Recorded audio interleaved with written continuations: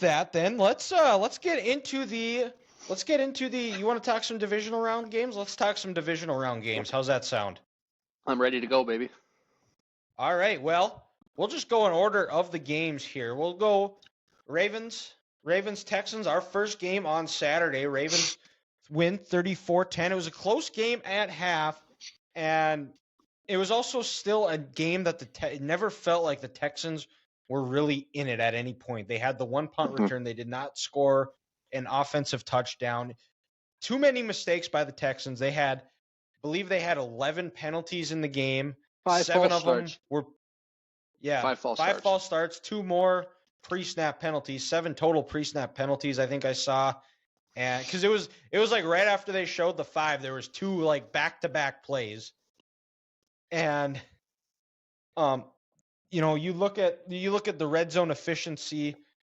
The difference in the game was the Ravens converted their red zone opportunities into touchdowns, and 37.5 minutes of time of possession, which I guess is a little bit of foreshadowing here for another divisional round game we'll talk about here as to conclude divisional round weekend. But the other part is that Ravens defense has been salty like they've been all year, limiting the a team that put up 31 points last week against a really good Browns defense, limiting him to 3 points. Texans were not able. I think they ran the ball for 38 yards a game, unable to open up play action. The offense just could never get anything going. And whenever it felt like they finally had some momentum going, they would just they would have one of those pre-snap penalties that would set them behind the chains, and they just aren't quite good enough to overcome that yet. I think with another couple years down the road, they'll be able to overcome that. But first year coach, first year quarterback, a young team still, just in general, it's tough for those mistakes to overcome. But we're going to see a lot next year if they, how much they take from this game and use it to improve and realize that we can't be having this. We can't beat ourselves. So, Dylan, real quick, you mentioned how they put up 31 against the Browns. I heard a stat today when I was watching the Pat McAfee show that I couldn't believe.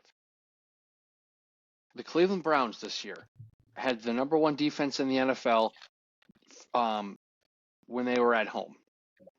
When they played on the road this year, they had the 32nd best defense in the NFL. Oh, cow. Yes. That is nuts. I mean, that blew my mind. That blew Pat McAfee's mind. J.J. Watt couldn't speak on it because he was so perplexed. My dad was confused as all hell. He goes, hold on. You're telling me at Cleveland they had the 31st, they had the number 1 defense when they were at home, but when they were on the road, they were the 32nd best defense in the NFL this year, based on their, 8 road games and their 9 home games. I said, that is correct. So that's just a Fun Fact Friday, recorded on a Wednesday, coming to you on a Thursday there, folks. But yeah, that just a crazy stat that I had to say. And to your point, it showed. Look at last week. Houston was at home, 31 points. They looked unstoppable against the 32nd best road defense in the NFL. And this year, this past week, they played Baltimore, and Baltimore showed why they're the best defense in the NFL.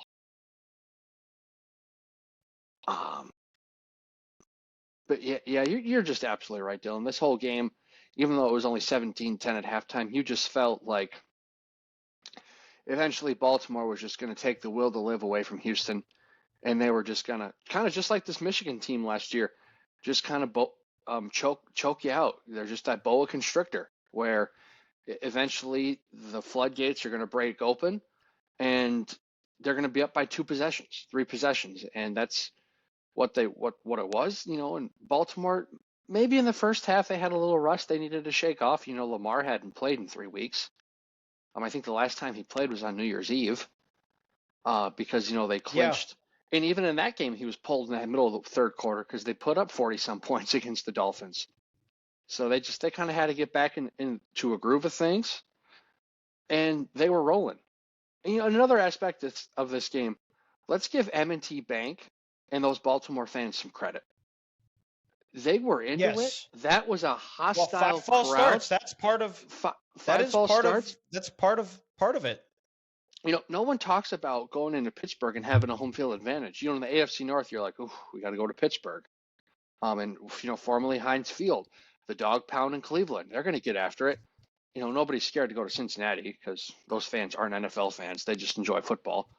Um, but no one talks about Baltimore being, a tough place to play because it seems like over the years, Baltimore, they only host one playoff game a year. They could never get over the edge for Pittsburgh. They'd have to go on the road, or they were the 2 seed, and then they play a home game against a lowly Texans team 12 plus years ago, and they're getting ready to play a game in Foxborough. So those fans, I hope they change people's minds across this nation about going to Baltimore and playing a game because that was awesome. I believe this is the first championship game played in Baltimore since 1971. I think I read today. That is But correct. yeah, that Michigan analogy is correct. And I mean, Lamar, you look at Lamar's stat line, it wasn't going to blow you away. But I mean, he made the plays when he was called upon. He was really good run. He was effective with his legs, and made throws when he had to make throws. He wasn't asked to do a whole lot, and that's you know John Harbaugh did a good job of just coaching to win the game, and just I think he also said, hey, the defense is playing well. Let's not put ourselves in harm's way and play some risky play. We don't need to do anything stupid, trick play, anything like that. Just let's be conservatively aggressive, and they had a couple of 4th and 1s that they went for, but when you're running the ball the way they did, they ran for almost 250 yards on the ground. I think that they said we can keep getting yards. We're just leaning on them, and that defense, the Houston defense, was just getting tired. And, John, he said that at halftime of that game when he was talking to Lisa Salters. He goes, hey, we just got to keep playing well on defense. Offense, we're going to continue to make some plays and go out there and compete, and good things will happen. He knew that this game was going the way that he wanted it to. The defense was dominating. The offense was getting plenty of yards on there. Besides, I think they had 1 3-and-out or 2 3-and-outs in the first half. But besides that, the Houston couldn't do much to stop them. Baltimore felt like they were in a groove, and they just kind of wore them out. And in the second half, they took the game over and proved why they're probably the best team in the NFL right now.